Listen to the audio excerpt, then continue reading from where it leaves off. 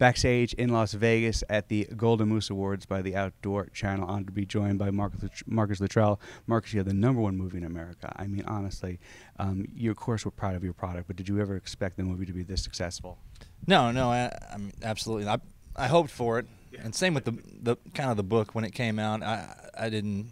We wrote the book, and then I went back to combat actually. And when the book came out, I was overseas, and it just grew legs and kind of became a life of its own.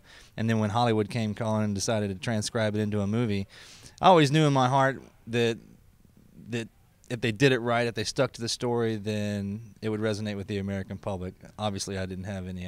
I didn't know anything about the movie world or anything like that. So my hat's off to Peter Berg and the cast, Wahlberg, Kitsch, Hirsch, and Foster for doing an amazing job of what they had to work with and the time constraints and everything like that. So yeah, I have no complaints whatsoever.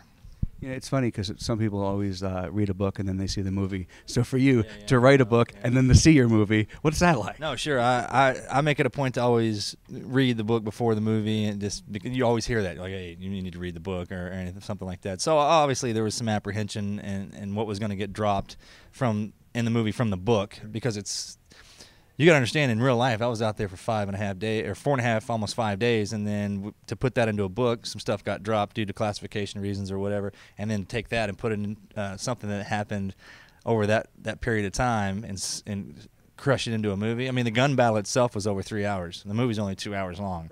So, but they did a great job, and I was fortunate to be a part of it. So it was a blessing.